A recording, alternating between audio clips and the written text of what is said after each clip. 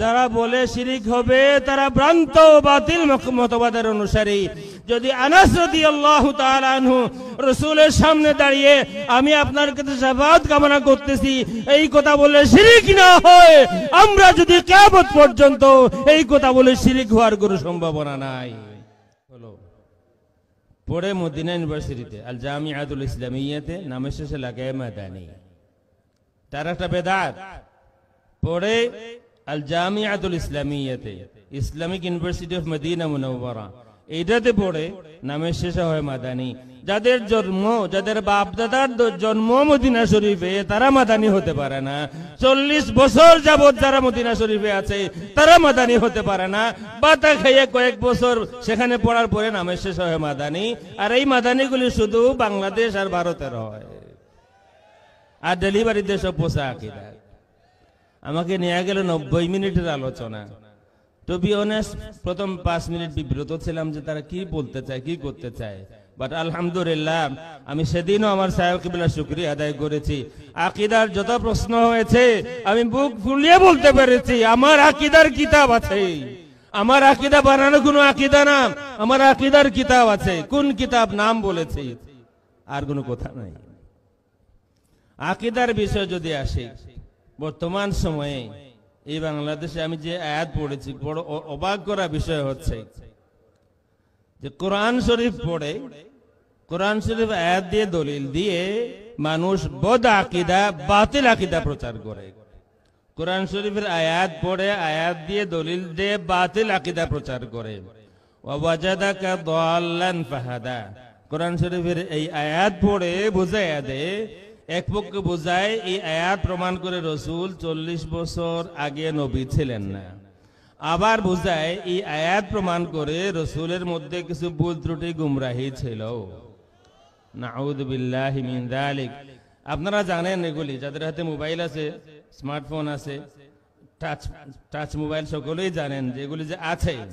অথচ এই আয়াত তাফসীরে কুরতুবী খুলুন, কোরআন শরীফ রসুলের আইবের কিতাব নয়। এই শিক্ষা আমাদের মুর্শিদ দিয়েছেন। কোরআন শরীফ রসুলের আইবের কিতাব নয়, 30 পারা কোরআন শরীফ রসুলের তারিফের কিতাব। কোরআন শরীফের কোথাও রসুলের কোনো আইব নেই। ওয়াজাদাকা দাল্লান ফাহাদা, আরবি একটি কায়দা আছে, মুদাফকে হযফ করা যায়, মুদাফ হযফ করে মুদাফ ইলাইহিকে সেখানে আনা যায়। যেমন অন্য একটা আয়াত বলি, ওয়াসআলিল কারয়াতাল্লাতী, ওয়াসআলিল কারয়া, ওয়াসআল সওয়াল করুন গ্রামকে।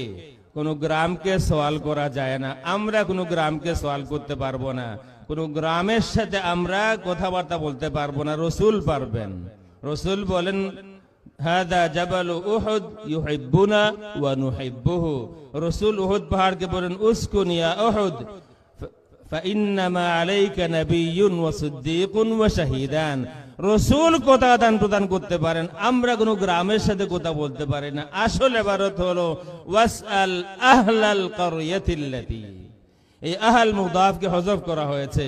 তাফসীরে কুরতুবী খুললে দেখবেন ওয়াজাদাকা দাল্লান ফাহাদা, আই ওয়াজাদা কওমাকা দাল্লান ফাহাদা। আল্লাহ রাব্বুল আলামিন তাদের কওমকে গুমরা পেয়েছিলেন আর আপনার মাধ্যমে তাদেরকে হেদায়েত দিয়েছেন। যে আয়াত রসুলের তারিফ প্রমাণ করে, এই সোনার বাংলাদেশে আসার পর এই আয়াত হয়ে যায় রসুলের আইবের আয়াত। লা ইয়াতিহিল বাতিলু মিন বাইনি ইয়াদাইহি ওয়ালা মিন খালফিহি তানজিলুম মিন হাকীমিন হামিদ। আজকাল তাফসীরুল কোরআন মাহফিলে যে সমস্ত আজগুবি আবিষ্কার হচ্ছে গত 1400 বছরে হয় নাই। এই কোরআন শরীফে দিনাজপুর আছে, এই কোরআন শরীফে কুমিল্লা আছে, ইয়া আইয়ুহাল মুযাম্মিলু কুমিল লাইলা ইল্লা কালিলা। দিনাজপুর আছে আলিয়াউমা আকমাল, এটা শেখ আয়াত পড়ে পড়ে দলিল দিচ্ছে।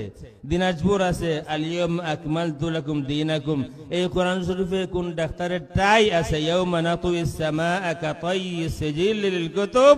এই কোরআন শরীফের মধ্যে তাফসীরুল কোরআন মাহফিলে হিন্দি গানও হয়, বাংলা সিনেমার গান হয়। তোমাকে লেগেছে ভালো, চাঁদ বুঝি তা জানে, এটা একটা গান, বাউলের না কোন ফাউলের গান, এটাও তাফসীরুল কোরআন মাহফিলে চলে।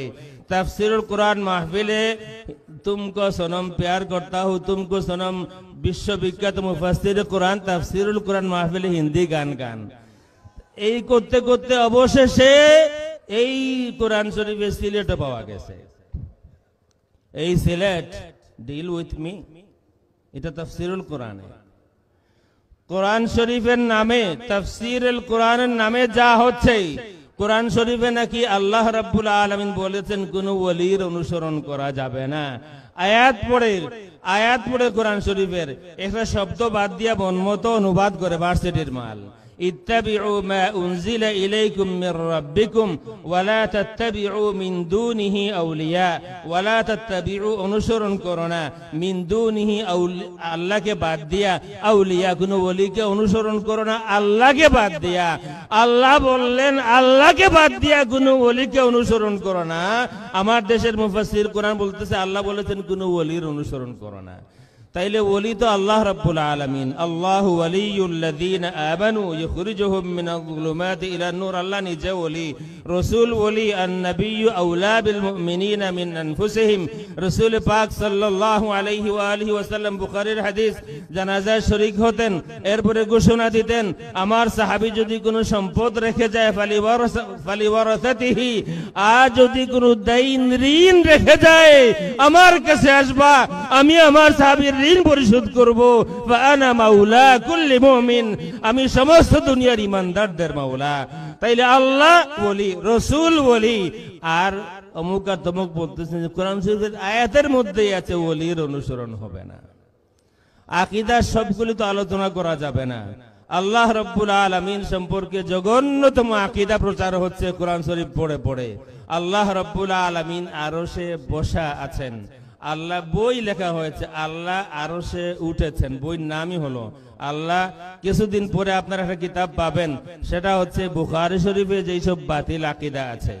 ফতুল বারীতে ইবনে হাজার আসকালানী রাহমাতুল্লাহি তাআলা আলাইহির বাতিল ভ্রান্ত আকীদা কি কি এই পর্যন্ত 2টা কিতাব আমার নজরে পড়েছে। আর আমার যতটুকু ধারণা কিছুদিনের মধ্যে একটি কিতাব বের হবে, যে কিতাবে হবে যে বুখারী শরীফে ইমাম বুখারীর বাতিল আকীদা কোনটা কোনটা আছে। নাউযু বিল্লাহি মিন যালিক। ইমাম বুখারী রাহিমাহুল্লাহ বুখারী শরীফে কুল্লু শাইইন হালিকুন ইল্লা ওয়াজহা, এটার তাওয়িল করেছেন কুল্লু শাইইন হালিকুন ইল্লা ওয়াজহা, সবকিছু ধ্বংস হবে ইল্লা ওয়াজহা, তবে তার চেহারা ছাড়া। এটার তাওয়িল করেছেন, কিন্তু কিছু লোক বলতেছেন না তাওয়িল চলবে না। একজন শায়েখকে মারা গেছেন 2000-এ, ওনাকে প্রশ্ন করা হলো যে ইমাম বুখারী শরীফে এই তাওয়িল করেছেন। প্রথমে তিনি বললেন না, বুখারীতে এটা নাই। প্রশ্নকারী বলতেছেন না আছে। তখন তিনি বলতেছেন হাযা ইয়া আখি লা ইয়াকুলুহু মুসলিমুন মুমিনুন, ভাই আমার এটা কোনো মুমিন মুসলমান বলতে পারে না। তাইলে ওই শাইখের ধারণায় বুখারী শরীফে যদি এটা থাকে, তাইলে ইমাম বুখারী মুসলমানও না মুমিনও না। আচ্ছা আছে, এটা আছে ফতোয়ার কিতাবে আছে, ফাতাওয়াল আলবানী এর মধ্যে এই কথাটা আছে, হাযা ইয়া আখি লা ইয়াকুলুহু মুসলিমুন মুমিনুন। বাংলাদেশে একটা কিতাব আছে, বাংলা বই, আরবি নাম হলো মান হুয়াল ফাউজুল কাবীর। আরবি নাম শুনলেই উলামায়ে কেরাম যারা আছেন বুঝতে পারতেছেন যে এটা কোন জগতের আরবি। এটা এমন জগতের আরবি যেই জগতে কুল্লুন ফাইলুন মারফুউন ওয়া কুল্লুন মারফুউন মানসুবুন, এই জগতের কেউ কিতাবের নামটাই শুদ্ধ করে লিখতে পারে না, মান হুয়াল ফাউজুল কারীম। আর বাংলা অনুবাদ ঠিক আছে কোনটা মহাবিজয়। এই মান হুয়াল ফাউজুল কারীমের মধ্যে লেখা আছে যারা আল্লাহ রাব্বুল আলামিনের আকার বিশ্বাস করে না, তারা আসলে আল্লাহর অস্তিত্বই স্বীকার করে না। অথচ আহলুস সুন্নাত ওয়াল জামায়াতের সর্বসম্মত আকীদা হলো, আমি রিপিট করতেছি, গতকালকে আমি শুনেছি হবিগঞ্জের একজন শায়েখের ছেলে ইমাম আবু হানিফা রাহমাতুল্লাহি আলাইহির আল ফিকহুল আবসাত পড়ে পড়ে প্রথম লাইন পড়ে দলিল দিতেছে যে আবু হানিফা রাহমাতুল্লাহি আলাইহি তিনিও বিশ্বাস করতেন আল্লাহ রাব্বুল আলামিন আরশে বসা আছেন। অথচ ওই ফেরিজের একেবারে শেষ লাইন যদি পড়তো, পড়বে না, ইচ্ছা করেই পড়বে না, কারণ সে জানে যদি প্রথম লাইন পড়েছে 3 লাইন পরে শেষ লাইন যদি পড়তো তাইলে সে নিজেই বলতে বাধ্য হতো। ইমাম আবু হানিফা রাহমাতুল্লাহি আলাইহি বলেছেন আল্লাহ রাব্বুল আলামিন আরশ তো কি তার কোন মাখলুকের প্রতি মুহতাজ নন। যখন আরশ ছিল না তখনও আল্লাহ ছিলেন, যেদিন আরশ থাকবে না সেদিনও আল্লাহ থাকবেন।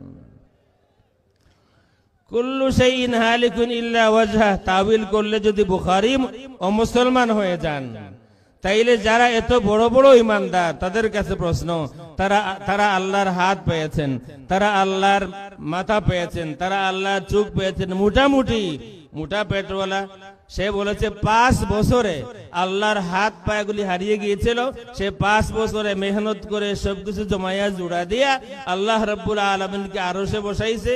এরপরে বলতেছে আল্লাহ এখন তুমি তোমার দুনিয়া চালাও আর আমি তোমার সেজদা দেই। বুঝতেছেন তো? নাম নিলাম না। এই যদি হয় আল্লাহ রাব্বুল আলামিনের একটা পুরাপুরি আকার আছে। তার থেকে আরো অবাক করা বিষয় হলো নেত্রকোনাতে একজন শায়েখের বাড়ি আছে, মারা গেছেন।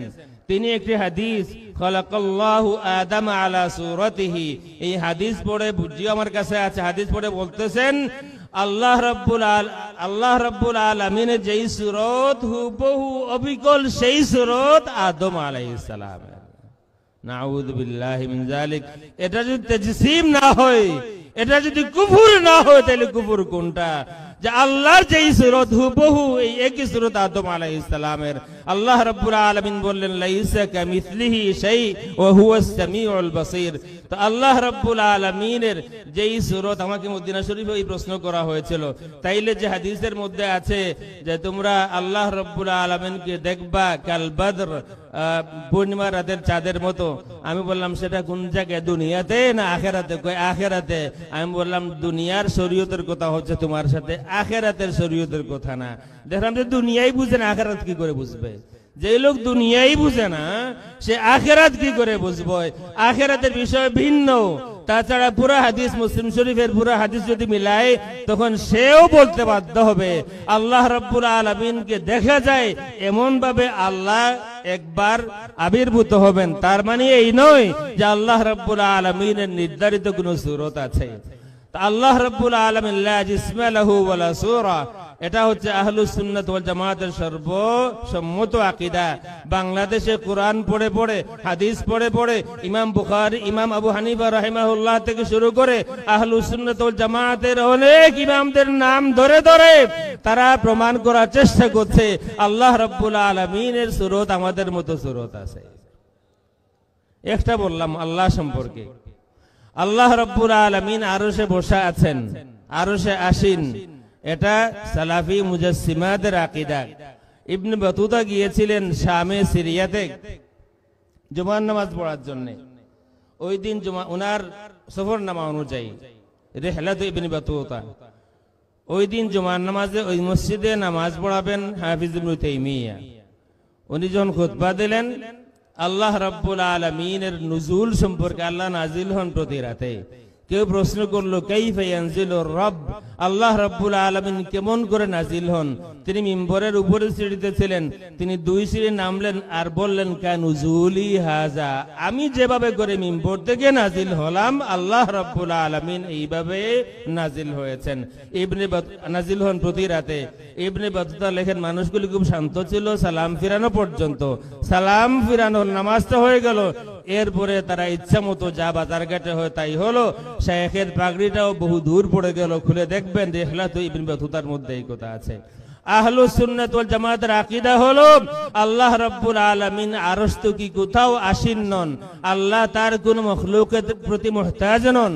ফাইন্নাল্লাহা গানিয়্যুন আনিল আলামিন, কোনোভাবেই আল্লাহ রাব্বুল আলামিনের সাথে কোনো স্থানকে সম্পর্কিত করা যাবে না। আল্লাহ এইখানে আসেন, আল্লাহ এইখানে অবস্থান করেন, আল্লাহ এইখানে আসন গ্রহণ করেন, আল্লাহ এই সময় এখানে থাকেন, এমন কোন শব্দে আল্লাহ রাব্বুল আলামিনকে বিশেষায়িত করা যাবে না। দ্বিতীয় যেই কথা আমি সংক্ষেপে বলতে চাই, সারা ইতিহাসে যা প্রমাণ করে আহলুস সুন্নাত ওয়াল জামাত এক পক্ষে, আর সমস্ত বাতিল আকীদা তাদের পরিচয় জানতে চান, নাম ভিন্ন হবে, দেশ ভিন্ন হবে, জামানা ভিন্ন হবে, সিফত ভিন্ন হবে না। সকল বাতিল আকীদা পন্থী যারা আছে সবাই একমত, রাসূলের শানে তাদের গুস্তাখি করা লাগে।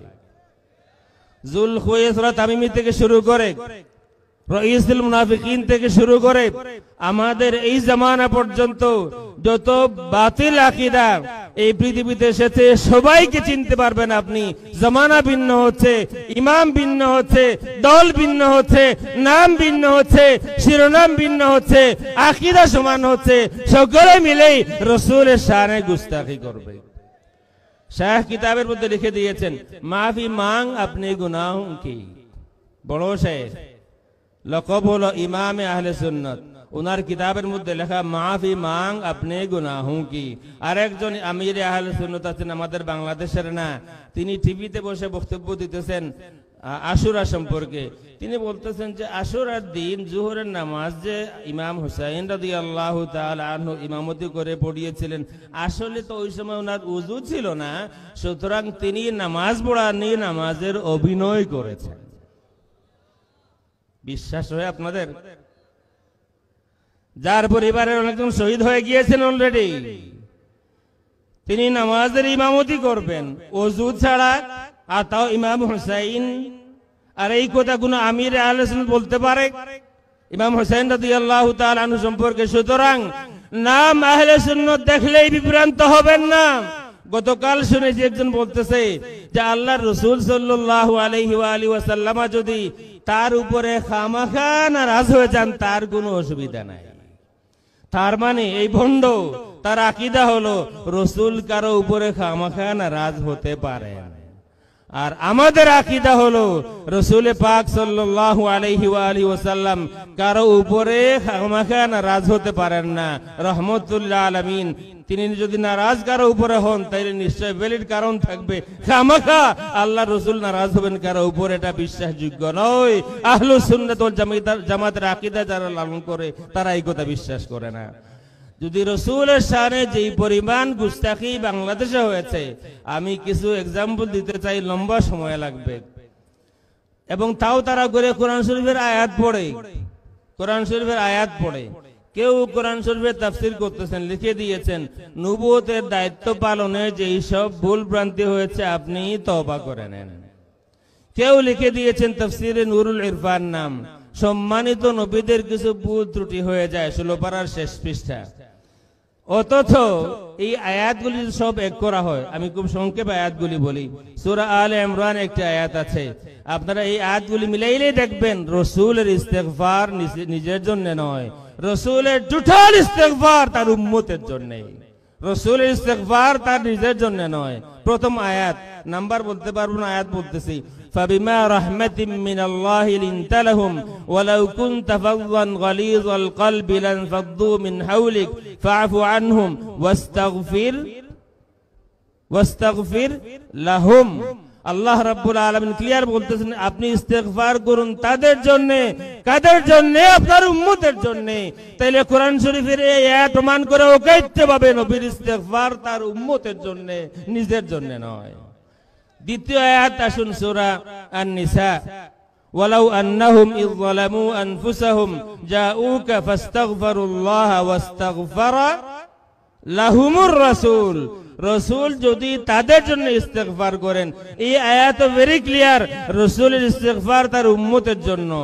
আরেক আয়াত আসুন, সূরা নূর, فإذا استأذنوك لبعض شأنهم فأذن لمن شئت منهم واستغفر লাহুমুল্লাহ।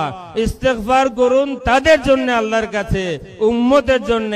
এই তিন আয়াত কোরআন শরীফের, এই তিন আয়াত একেবারে অকাইত্যভাবে প্রমাণ করে, কোনো সন্দেহ নাই, এই তিন আয়াত প্রমাণ করে রাসূলের ইস্তেগফার রাসূলের জন্য নয়, রাসূলের গুনাহ আছে এই কারণে নয়, রাসূলের ইস্তেগফার তার উম্মতের গুনাহের জন্য। আরেক আয়াত, সূরা নসর, ইযা জাআ নাসরুল্লাহি ওয়াল ফাতহ ورأيت الناس يدخلون في دين الله أفواجا فسبح بحمد ربك واستغفره إنه كان توابا। এখানে ইজা দিয়ে এটা হরফে শর্ত বলা হয়। এবং এখানে কত হাজার হাজার আলিম উলামা আছেন, হরফে শর্ত আছে মানে তারপরে জবাবে শর্ত আছে। জবাবের শর্ত ফা দিয়ে শুরু হবে, তাইলে ফার আগে শুরু থাকবে, ফার পরে জবাব থাকবে। ফার আগে তিনটা শুরুত আছে। ইযা জাআ নাসরুল্লাহ, যখন আল্লাহর সাহায্য আসে প্রথম শর্ত। ওয়াল ফাতহ, যখন বিজয় আসে দ্বিতীয় শর্ত। 3 নম্বর ওয়ারাইতান নাস ইয়াদখুলুনা ফি দীনিল্লাহি আফওয়াজা, আর যখন আপনি দেখেন দলে দলে মানুষ ইসলামে দাখিল হচ্ছে। এই তিনটা যদি আল্লাহর সাহায্য আসে, যদি বিজয় আসে, যদি দেখেন মানুষ দলে দলে ইসলামে দাখিল হচ্ছে, তাইলে কি করবেন? সাব্বিহ, প্রথম শর্তের সাথে প্রথম জবাব। যদি বিজয় দেখেন, আল্লাহর সাহায্য দেখেন, তাইলে আপনি আল্লাহর তাসবিহ ঘোষণা করবেন, আল্লাহর পবিত্রতা ঘোষণা করবেন, সুবহানাল্লাহ বলবেন। দ্বিতীয় শর্ত, যদি বিজয় আসে, তাইলে বিজয় যখন হবে আপনি আল্লাহর প্রশংসা করবেন, বিহামদি রাব্বিক, আপনি আপনার রবের প্রশংসা করুন। 3 নম্বর শর্ত, দলে দলে মানুষ ইসলামে দাখিল হচ্ছে, আপনি তখন কি করবেন? ওয়াস্তাগফিরহু, আপনি ইস্তেগফার করবেন। প্রিয় উপস্থিতি, এই সূরার অন্য একটি নাম আছে, নাম হচ্ছে সূরাতুত তাওদীহ, বিদায়ী সূরা। তাফসীরের মধ্যে আছে এই সূরার অন্য নাম বিদায়ী সূরা। আল্লাহ রাব্বুল আলামিন ক্লিয়ার করে দিলেন, হাবিব আমার, এই সূরা আপনার বিদায়ের সংবাদ নিয়ে এসেছে। এই সূরার মাধ্যমে আপনি বিদায় নিচ্ছেন আপনার উম্মত থেকে, এই সূরার মাধ্যমে আপনি বিদায় দিচ্ছেন আপনার উম্মতকে। দলে দলে যখন ইসলামে মানুষ দাখিল হয়, আপনি তখন আল্লাহর কাছে ইস্তেগফার করুন। একেবারে কমন সেন্স, এই ইস্তেগফার রাসূলের নিজের জন্য নয়, এই ইস্তেগফার দলে দলে মানুষ ইসলামে দাখিল হচ্ছে, আপনার ওই সমস্ত উম্মতের জন্য ইস্তেগফার করুন। সুতরাং কোরআন শরীফের আয়াতগুলি, আরো আয়াত আছে, কোরআন শরীফের আয়াতগুলি প্রমাণ করছে নবীর ইস্তেগফার উম্মতের গুনাহের জন্য, নবীর গুনার জন্য না। এই সহি আকীদার সহি হাদিসের স্লোগান যারা দেয়, তারা যখন কোন দঈফ হাদিস পায়, আর এই হাদিস দিয়া রাসূলের আয়েব করা যায়, রাসূলের ত্রুটি প্রমাণ করা যায়, তখন এটা দঈফ হলেও এটা তাদের কাছে মনে হয় মুতাওয়াতির পর্যায়ের। আমি দায়িত্ব নিয়ে বলছি, যারা সহিহ হাদিস আর সহিহ আকীদার স্লোগান দেয়, তাদের সামনে যদি দঈফ হাদিসও আসে, আর যদি হাদিস দিয়ে কায়দা করে আকুপাকচান করে, যদি এই হাদিস দিয়ে রাসূলের আয়েব প্রমাণ করা যায়, এই হাদিস আর দঈফ নয়। তিরমিজিতে একটি হাদিস আছে, হাদিস দঈফ, এই হাদিস আল্লাহ রাসূল সম্পর্কিত না। আম্মা আয়েশা রাদিয়াল্লাহু তাআলা আনহা, হাদিস দঈফ মনে রাখবেন। আম্মা আয়েশা প্রশ্ন করেছেন, হাল তাযকুরুন আহলিকুম ইয়াউমাল কিয়ামা, ইয়া রাসূলুল্লাহ, আপনারা পুরুষেরা আপনাদের স্ত্রীদের কথা কি স্মরণ করবেন কিয়ামতের দিন? আল্লাহর হাবিব সাল্লাল্লাহু আলাইহি ওয়া আলিহি ওয়াসাল্লাম বলেন, 3 জায়গায় লা ইয়াযকুরু আহাদুন আহাদা, 3 জায়গায় কেউ কাউকে স্মরণ করবে না। এই হাদিস সামনে রেখে শায়েখ বয়ান করতেছেন তার উম্মতদের উদ্দেশ্যে, শুনেন, আল্লাহ রাসূল নিজেই পাপী, তিনি কিয়ামতের দিন পাপের চিন্তায় পেরেশান থাকবেন। আয়েশা রাদিয়াল্লাহু তাআলা আনহাকে চিনতে পারবেন না, রাসূল পাপের চিন্তায় পেরেশান থাকবেন, ফেল করে তাকিয়ে থাকবেন।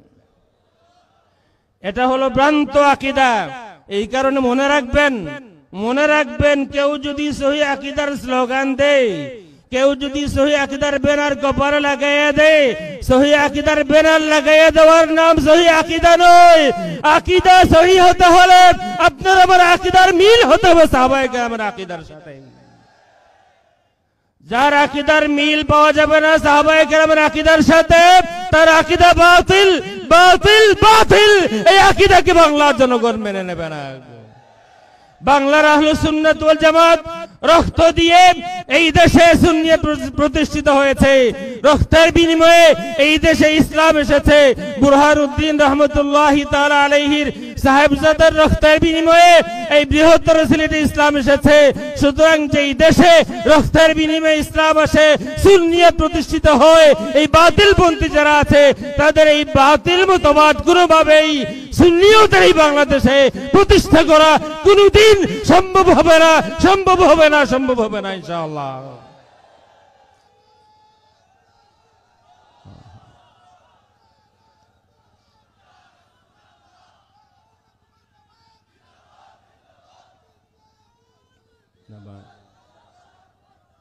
আসুন আপনাদেরকে সহিহ হাদিস বলি এবার রাসূলের ব্যাপারে।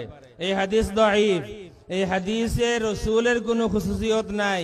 এই হাদিস আপনার আমার সকলের কথা, কেউ কাউকে স্মরণ করবে না। এই তিন জায়গায় রাসূল কাউকে স্মরণ করবেন কিনা সহিহ হাদিস আছে। একটি হাদিস তিরমিজিতেই আছে। আনাস রাদিয়াল্লাহু তাআলা আনহু বলেন, আসআলুকা শাফাআতা ইয়াউমাল কিয়ামাহ ইয়া রাসূলুল্লাহ, ইয়া রাসূলুল্লাহ আমি আপনার কাছে শাফাআত প্রার্থনা করতেছি কিয়ামতের দিন। এই প্রশ্ন, এই হাদিস সহিহ, রাসূলকে সরাসরি বলেছেন তিনি, ইয়া রাসূলুল্লাহ আসআলুকা শাফাআতা ইয়াউমাল কিয়ামাহ। আজকে যারা বলে রাসূলের কাছে জিয়ারতে যায় মদিনা শরীফে, রাসূলের রওজা শরীফের সামনে দাঁড়ায় কেউ যদি বলে আসআলুকা শাফাআ, যারা বলে শিরিক হবে, তারা ভ্রান্ত বাতিল মতবাদের অনুসারী। যদি আনাস রাদিয়াল্লাহু তাআলা আনহু রাসূলের সামনে দাঁড়িয়ে আমি আপনার কাছে শাফাআত কামনা করতেছি এই কথা বলে শিরিক না হয়, আমরা যদি কিয়ামত পর্যন্ত এই কথা বলে শিরিক হওয়ার কোনো সম্ভাবনা নাই। শিরিক রাসূলের হায়াত আর মওতের সাথে সম্পর্কিত নয়। যা শিরিক পরে হবে তা শিরিক আগেও হবে, যা শিরিক আগে হবে তা শিরিক পরেও হবে। রাসূলের কাছে সরাসরি আনাস বিন মালিক রাদিয়াল্লাহু তাআলা আনহু বলতেছেন, আসআলুকা শাফাআতা ইয়াউমাল কিয়ামাহ, আমি আপনার কাছে শাফাআত কামনা করতেছি, প্রার্থনা করতেছি ইয়া রাসূলুল্লাহ। রাসূল কিন্তু বলেন নাই যে আনাস বাংলাদেশের অমুক শাইখ কিন্তু এই কথা মানবে না। রাসূল বললেন, ইন্নী ফাইলুন, অবশ্যই আমি তোমার শাফাআত করব। রাসূল বললেন, ইন্নী ফাইলুন, আমি শাফাআত করব তোমার। আনাস বিন মালিক বলেন, ইয়া রাসূলুল্লাহ আপনাকে কোথায় তালাশ করব? আল্লাহর হাবিব সাল্লাল্লাহু আলাইহি ওয়া আলিহি ওয়াসাল্লাম বলেন, ইনদাল মিজান, মিজানের কাছে তালাশ করবে। ইয়া রাসূলুল্লাহ যদি ইনদাল মিজান না পাই তাহলে ইনদাস সিরাত তালাশ করবে, পুল সিরাতের সেখানে তালাশ করবে। ইয়া রাসূলুল্লাহ যদি ইনদাস সিরাত না পাই তাহলে ইনদাল হাউদ তালাশ করবে। রাসূল মিজানে উম্মতের কারণে উম্মতের আমল ওজন হয়ে যাবে, কে বিপদে পড়ে যায় রাসূল মিজানে। রাসূলের মনে আসবে না জানি আমার কোন গুনাহগার উম্মত সিরাত পার দেওয়ার সময় পড়ে যায় জাহান্নামে, রাসূল দৌড়াইয়া ইনদাস সিরাত। আবার মনে আসবে আমি জীবনের শেষ দিকে উহুদের জিয়ারত করার পরে আমার উম্মতকে আমি বিদায় দিয়েছি, আমার উম্মতকে আমি বিদায় নিয়েছি, আর তাদেরকে বলেছি তোমাদের সাথে আমার আবার মুলাকাত হবে ইনদাল হাউদ, মুসলিম শরীফের হাদিস। রাসূলের যখন আবার মনে আসবে হয়তো আমার কোন উম্মত আমাকে তালাশ করতেছে ইনদাল হাউদ, রাসূল আবার হাউজে কাউসারের কিনারায় আসবেন। এরপরে রাসূল বলেন, আনাস এই তিন জায়গা ছাড়া আমি আমার উম্মতের জন্য এই তিন জায়গাতেই থাকবো, এই তিন জায়গা ছাড়া চতুর্থ কোনো জায়গায় আমি যাব না। তাইলে এই হাদিস প্রমাণ করে সহিহ হাদিস, আল্লাহ রাসূল নিজের জন্য পেরেশান থাকবেন না। বন্য কি বলতেছে, রাসূল তো কি কোন নবী রাসূলের কবরেও সওয়াল জবাব হবে না, হিসাবও হবে না। রাসূল এই দুনিয়ায় থাকা অবস্থায় বলে দিতে পারেন কে জান্নাতে যাবে, রাসূল মদিনা শরীফে বসে বলে দিতে পারেন কে জান্নাতের ইমাম হবে। আর আমাদের বাংলাদেশের বন্ধুরা বলতেছে রাসূল নিজে জানেন না জান্নাতে যাবেন না জাহান্নামে যাবেন। মুসলিম শরীফের হাদিস, রাবিয়া ইবনে কাব আল-আসলামী রাদিয়াল্লাহু তাআলা আনহু রাসূলের ওযুর পানি দিতেন শেষ রাতে। একদিন পানি নিয়ে এসেছেন, আল্লাহ রাসূল বলতেছেন, রাবিয়া তোমার কিছু চাওয়ার আছে? বলেন, ইয়া রাসূলুল্লাহ আমারও কিছু চাওয়ার আছে। কি চাও? তিনি বলেন, মুরাফাকাতাকা ফিল জান্নাহ, আমি জান্নাতে আপনার সঙ্গী হতে চাই। রাসূল বলেন, আও গায়রা যালিক, আর কিছু? বাংলাদেশে অনুবাদ করা হয়েছে অন্য কিছু চাও। বাংলাদেশের কোন অনুবাদে মিলাইয়া দেখে নেবেন, কোন অনুবাদে লেখা আওয়া গায়রা যালিক, এর অনুবাদ করা হয়েছে আনাস তুমি অন্য কিছু চাও। এটার অর্থ অন্য কিছু চাও নয়, রাবিয়া ইবনে কাব তুমি কি আর কিছু চাও? বলেন, ইয়া রাসূলুল্লাহ আর কিছু চাই না, এটাই আমার চাওয়া, আমি জান্নাতে আপনার সঙ্গী হতে চাই। আল্লাহর হাবিব সাল্লাল্লাহু আলাইহি ওয়া আলিহি ওয়াসাল্লাম বললেন, বেশি বেশি সিজদা দিও। তাইলে কিয়ামতের ময়দানে এই হাদিস আপনাদের সকলের জানা আছে, আমরা আদম আলাইহিস সালামের কাছে যাব। আদম বলবেন আমার কাছে না, ইযহাবু ইলা গায়রি, ইযহাবু ইলা ইব্রাহিম, যাও ইব্রাহিমের কাছে। আমরা ইব্রাহিম আলাইহিস সালামের কাছে, তিনি বলবেন আমার দ্বারা হবে না, ইযহাবু ইলা গায়রি, ইযহাবু, বুখারীতে এই হাদিস আছে, তোমরা যাও মূসার কাছে। মূসার কাছে গেলাম, বলবেন আমার দ্বারা হবে না, ইযহাবু ইলা গায়রি, ইযহাবু ইলা ঈসা, সবাই নফসি নফসি বলবেন। ঈসা আলাইহিস সালাম বলবেন আমার দ্বারাও হবে না, তোমরা যাও মুহাম্মদুর রাসূলুল্লাহ সাল্লাল্লাহু আলাইহি ওয়া আলিহি ওয়াসাল্লামের কাছে। সমস্ত দুনিয়ার মানুষ, সব ধর্মের মানুষ, সব মতের মানুষ, সব মতাদর্শের মানুষ আজকে যারা বলতেছে বাংলাদেশে রসুল কিয়ামতের দিন পাপের চিন্তায় পেরেশান থাকবেন, এই বন্ধুরাও কিন্তু সেদিন আমাদের পাশে পাশে থাকবে। আমার সেদিন আল্লাহ রাব্বুল আলামিন আমাকে দোয়া করুন, আমি সেদিন তাদের চেহারা দেখতে চাই, যেদিন রসুলের দরবারে যায় হাজির হয়ে তারাও বলবে রসুল আমাদের জন্য সুপারিশ করুন। রসুল তখন বলবেন আনা লাহা, শাফাআত তো আমি করব। সুতরাং যারা বলে রসুল পাপের চিন্তায় পেরেশান থাকবেন, আসলে তাদের জন্মে কোনো দোষ আছে। রসুলের দোষ যারা তালাশ করে, আসলে তাদের জন্মে কোনো দোষ আছে। রসুলের জন্ম থেকে রসুলের সৃষ্টিতেও কোনো দোষ নাই। খুলিকতা মুবাররাআন মিন কুল্লি আইবিন কান্নাকা ক্বাদ খুলিকতা কামা তাশাউ। আহলুস সুন্নাত ওয়াল জামাআহ